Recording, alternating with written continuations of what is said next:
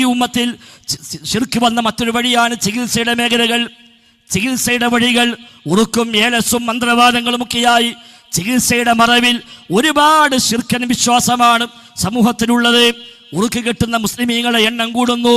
മന്ത്രിച്ചൂതിയ നൂല് എന്ന് പറഞ്ഞ് പലരും കയ്യിലും കാലിലും അരയിലും കഴുത്തിലുമൊക്കെ നൂലുമായ നടക്കുന്നത്. ഏലസ് കെട്ടിയവർ, ഉറുക്ക് കെട്ടിയവർ, നൂല് കെട്ടിയവർ പല വീടുകളിലും പല കുപ്പികളും തൂക്കിയിട്ടിരിക്കുകയാണ്. പലതും കൊണ്ടുപോയി കുഴിച്ചു മൂടിയിരിക്കുകയാണ്.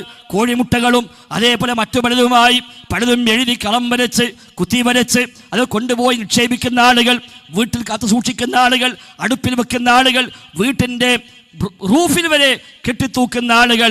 ചികിത്സയുടെ ഭാഗമായാണ് ഇതെല്ലാം വന്നുകൊണ്ടിരിക്കുന്നത്. എന്ത് രോഗം വന്നാലും അത്തരം ആളുകളിലേക്ക് പോകാനാണ് ഇന്ന് മുസ്ലിം ഉമ്മത്തിന്റെ മനസ്സ്. രോഗം വരുമ്പോഴേക്ക് മനസ്സിലേക്ക് ഓടി വരുന്നത് അള്ളാഹുള്ള പ്രാർത്ഥനയല്ല, അള്ളാഹ് അനുവദിച്ച ചികിത്സാ വഴികളല്ല. പകരം ഇത്തരം ആളുകളിലേക്കാണ്, തങ്ങന്മാരിലേക്ക്, ബീവിമാരിലേക്ക്, സിദ്ധന്മാരിലേക്ക്, ഷെയ്ഖുമാരിലേക്ക്, ദർഗകളിലേക്ക്, ജാറങ്ങളിലേക്ക്, ഇങ്ങനെ വ്യത്യസ്തമായ പേരുകളിൽ രംഗത്ത് വന്ന് ബോർഡും വെച്ച് കാത്തിരിക്കുന്ന ധാരാളം ചികിത്സാളികൾ. അവിടേക്കാണ് ആളുകളെ മനസ്സ് വേഗം ചെല്ലുന്നത്. രോഗങ്ങൾക്ക് മാത്രമല്ല, കളഞ്ഞുപോയ വസ്തുക്കൾ കിട്ടാൻ, ജോലി ശരിയാവാൻ, വിസ ശരിയാവാൻ, കച്ചവടത്തിൽ അഭിവൃദ്ധി ഉണ്ടാകാൻ, കടം വീടാൻ, മുറാദ് ഹാസിലാവാൻ തുടങ്ങി എല്ലാ കാര്യങ്ങൾക്കും അവിടെ ചെന്നാൽ മതി എന്നാണ്. തങ്ങളെ പോയി കാണുന്നു, ബീവിയെ പോയി കാണുന്നു, ശൈഖന്മാരെ പോയി കാണുന്നു, സിദ്ധന്മാരെന്ന് പേര് കിട്ടുകൊണ്ട് പലരും രംഗത്ത് വരുന്നു. എന്നിട്ട് അവര് ഉറുക്ക് കൊടുക്കുന്നു, ഏലസ് കൊടുക്കുന്നു.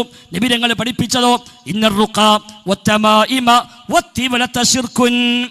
തീർച്ചയായും മന്ത്രങ്ങൾ, ഏലസുകൾ, തകിടുകൾ അതെല്ലാം ശിർക്ക് തന്നെയാണ് എന്ന് സംശയമില്ലാത്ത വിധം നബി തങ്ങൾ പഠിപ്പിക്കുകയാണ്. ആരെങ്കിലും വല്ലതും കെട്ടിബന്ധിച്ചാൽ അല്ലാഹു തആല അവനെ അതിലേക്ക് ഏൽപ്പിക്കുമെന്നാണ്. അല്ലാഹ് കൈയൊഴിയും, അവന്റെ മനസ്സുവിന് അതിലേക്കായി, ആ ഏലസിലായി സമാധാനം, ആ നൂലിലായി സമാധാനം. പിന്നെ പടച്ചറബിലേക്ക് മനസ്സ് പോകുന്നില്ല. ആദ്യം രോഗം വന്നപ്പോൾ ഒരു പക്ഷേ ദുആ ചെയ്തിരുന്നു, പിന്നെ തങ്ങളെ പോയി കണ്ടു, ബീവിയെ ചെന്ന് കണ്ടു, ഏലസ് കെട്ടി, പല രീതികളും അയാൾ നിർദ്ദേശിച്ചു, അതൊക്കെ ചെയ്തു. രണ്ടാമത് രോഗം വരുമ്പോൾ പ്രാർത്ഥിക്കാൻ മനസ്സില്ല, അള്ളാഹിനെ ഓർമ്മയാകുന്നില്ല, വേഗം പോവുകയാണ് ആ തങ്ങളെ മുമ്പിലേക്ക്.